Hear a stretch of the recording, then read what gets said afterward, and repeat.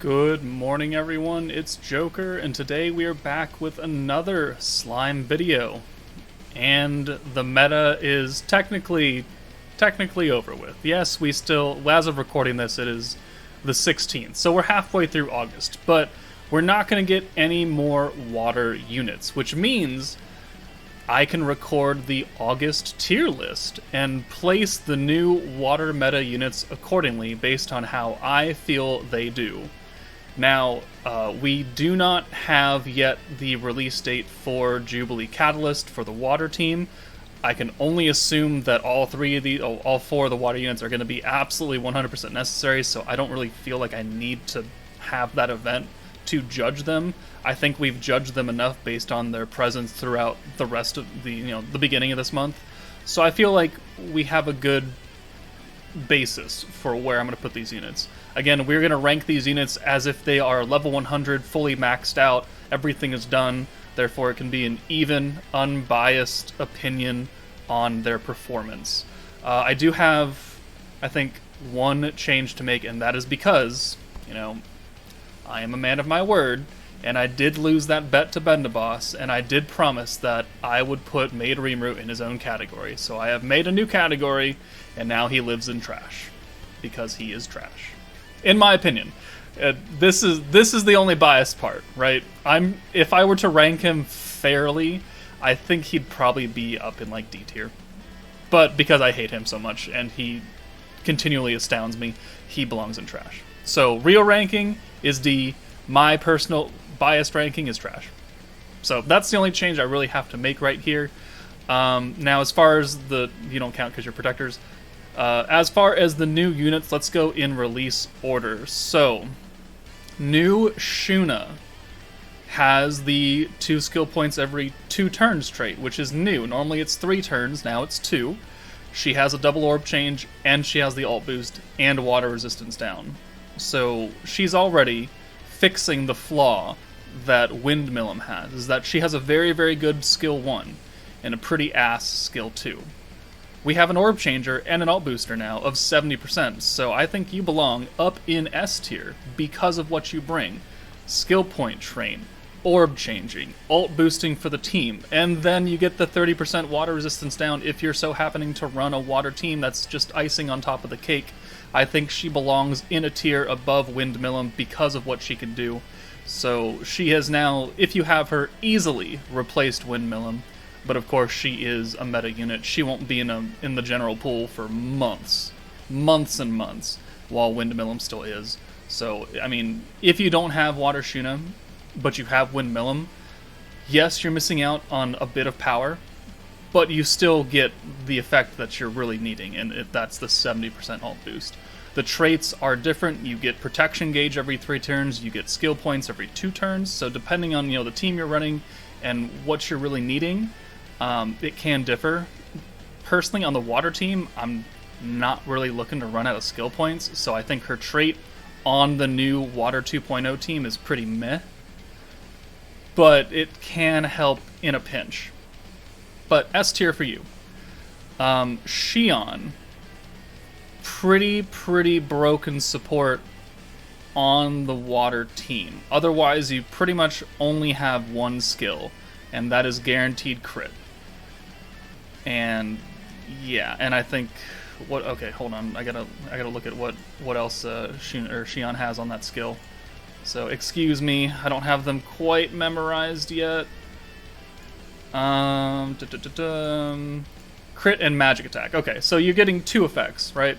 Everyone can benefit off crit, and magic users can benefit on the magic damage. So that's very good. That can help everybody, mostly.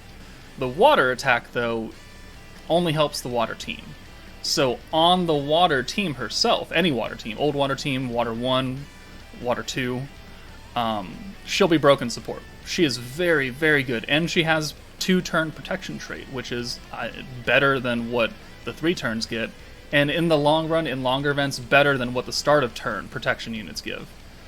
So I think that you're a solid A tier because half of your skills don't work on any other team. Good trait, good first skill. I mean, guaranteed crits are, what Fire Melon gives, what the hero gives on top of resistance down.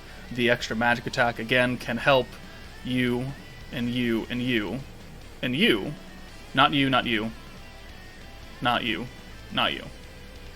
So, definitely can work. If she is on a dedicated water team, she's probably actually up here. At least up here. But if she's not, and you're running her across the board, all types of events, all types of teams, then she's a very, very high A tier, bridging S. That's what I think. But again, put her on the water team, and I think they're all up here. So, Hinata. Hinata's gross, right? We're going to put her up there, in Godly. She is the unit I've used the least. But in the few times I have used her, she puts up dumb numbers. She has the boosted stats. She has a 25% attack boost. She has a 40% crit damage buff on that same skill. And then she's got the additional stacks of alt boosting that's permanent. And she's got, I believe it's skill point trait? Skill point? Or is it protection gauge? I don't have any dupes on her, so I don't really remember. Skill point trait. Okay, so again, not really what the new water team is looking for, because you don't need it. But it can help. And she is a unit you can run on any team, because no matter what, she will give you stacks of ult. She will give herself attack boost, and she will give herself crit damage, and she will give you skill points. So, therefore, I think that she deserves to be up here in Godly tier with the hero, with Milim, with Xion, because she can fit anywhere. The supporting cast around her of the new water team elevates that entire team up to Godly if you're running them all together. But individually, across the game, you are very easily Godly tier. You're very easily S tier because you support everybody and everyone can benefit off of both your skills. And you're a very, very good A tier because a lot of the game can benefit off one skill and very limited number of units can benefit from your second skill. So that is my judgment of a 1, 2, 3 placing. Let me know what you guys think about this placement, but let's move on to the protection side of things with the new Bikini Milim, and I have one major tier to add. So we've got this. We've got the S tier, of which I am also going to move Cabby down to A tier. It hurts me. I love Cabby. He's been a standout for the entirety of the game. These two units outclass him now. It's just a point in fact. You can...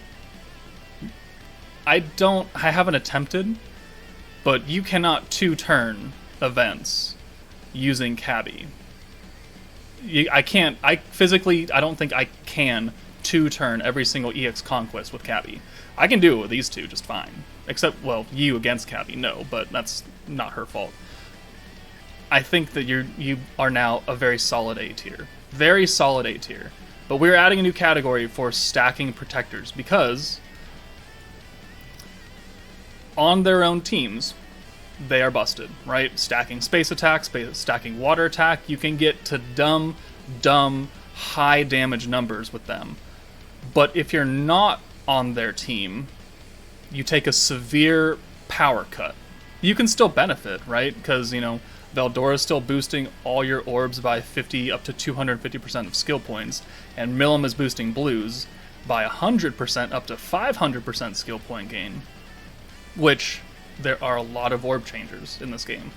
A lot. And there are a lot of blue orb changers. So Milim especially is feeding a little bit better than Veldora, and she's actually easier to activate because of how many skill points you get and how many blue orb changers there are. Veldora's generalized use, but he doesn't give you as much of a buff. Milim, specific blues, we have the new Rimuru, we have Geld. Those are two very, very strong blue orb changers that are both free. I think she is better than Veldora. Overall. The space team is still very, very good. Drago and Space Milim is cracked. But I think if we're going to speak on 1-to-1 water versus space, those metas colliding together, I think the water team wins right now because of how easy it is to get more Milim stacks than it is to get Veldora stacks. But that's why I made a new category. In between A and S, because if you're not on the dedicated space or water team, they're A tier. If you are on their dedicated space or water team, they're S tier. But I don't want to unfairly place one above the other because of how strong their team is when they both do almost the same thing. So this is its own second. I wouldn't put it as like being underneath S. I would put it as like a branch off of S tier or a branch above A tier. Again, they are very, very strong protectors. They will carry you. But on their own separate teams, they stand probably above these two. But I don't want to do that because it's only on those teams. If you're not, you're losing a third of their passive, and that's not really what you want to do. You're looking to optimize your teams as necessary. These two can run any team. Any team, and that's why they are standalone S tier. You three can run any team. It's a little bit harder, though. So that's why I have put them in their own tier list now. Hopefully this will, soothe over the haters that hated me for putting in Veldora in A tier, not S tier. I think it's a good balance, but let me know in the comments. That's it for the tier list update for August. Next month we will have whatever meta comes next, and we will also have Octogram Daggerel to rank in the battle side, so stay tuned for that. But again, let me know what you guys think about these rankings, but that's it for me. Take it easy, and I'll see you later.